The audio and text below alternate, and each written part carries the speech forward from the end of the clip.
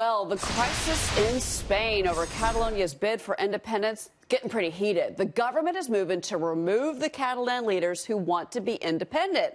Joining us now with his views on that and, of course, the latest on the UK's negotiations to exit the EU, Nigel Farage, member of European Parliament and former leader of the UKIP party that pushed for, of course, that British exit. It's great to see you here. We should also mention you're a Fox News contributor, and good morning. Good morning. Nigel, let's start with Spain. Obviously, they want to pull the leaders. They want to remove them from power. This is a pretty extreme measure that the Spanish government is taking. There's sure to be more protests. Do you agree with Spain's leadership that they need to get rid of the Catalan politicians for good and keep Catalonia as a part of Spain? Well, look, I believe in nation states. Of course I do.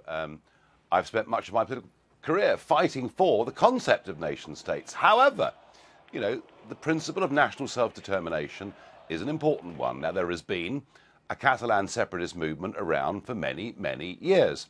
What happened 3 weeks ago was they wanted to hold a referendum to test public opinion.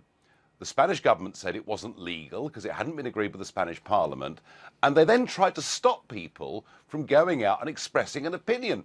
I mean, 900 people were injured by the barbarism of Spanish police.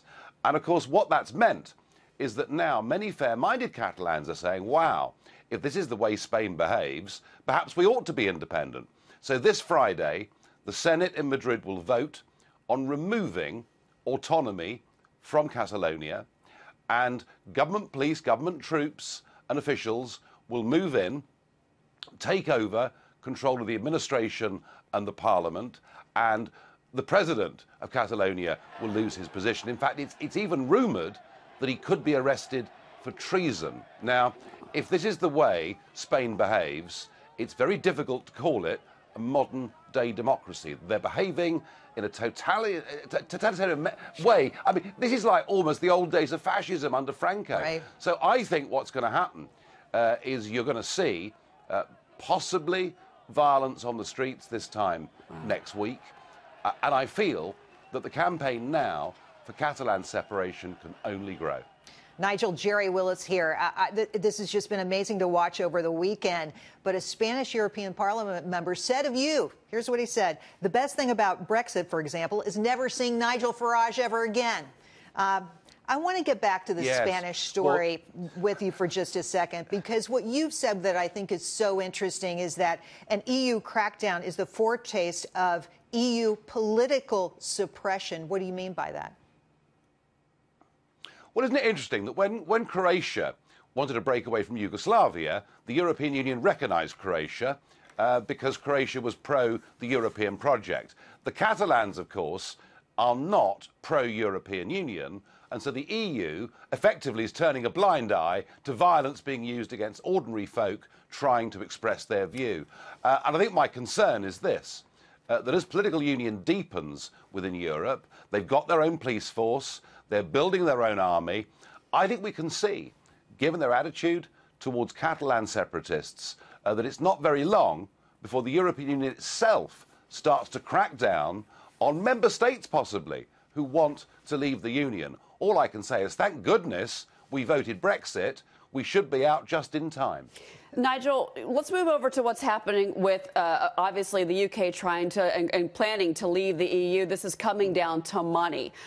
You know, the Britons want to pay maybe $20 billion. The EU wants $40 billion. So we're a little different there. This has become a very expensive divorce. Does these figures, which are so far off, mean that we're going to have a prolonged Brexit, if you will? Well, the figures are ridiculous. I mean, the idea that we owe $40 billion is absolute nonsense. But here's the problem. The British Prime Minister, Theresa May, is presiding over a cabinet that's split. Most of them are still Remainers. Some voted Leave. And what she did a few weeks ago in Florence with that speech is she made some concessions to the European Union. They then banked those and came back and asked for more. You cannot appease bullies, because if you do that, the demands always get higher. And it's high time the British Prime Minister said, look, we're leaving this union. These are the terms that we're prepared to talk about. By all means, we want to be reasonable. But if you're going to go on behaving as badly as this, we will simply leave and not pay you a penny. And that's where this now needs to get to. Well, Nigel, I mean, isn't it in the EU's best interest to have Theresa May in power because she is so weak? Yes, and that, I think, is why at the summit in Brussels on Friday, they were, for the first time in months, actually being nice to her. Sort of, you know, she went along to this dinner with 27 leaders and basically begged them for help, which I think is pretty humiliating for our country. But the next morning, they were effectively patting the British Prime Minister on the head, saying, there, it'll all be OK in the end. Frankly, as somebody who not only believes in Brexit, but also the pride and dignity of the United Kingdom, I thought the whole spectacle was pretty humiliating. Nigel Farage, it's so great to have you as a voice on all things Europe this morning, especially as Americans wake up to the news on both sides. Nigel Farage, thank you, sir.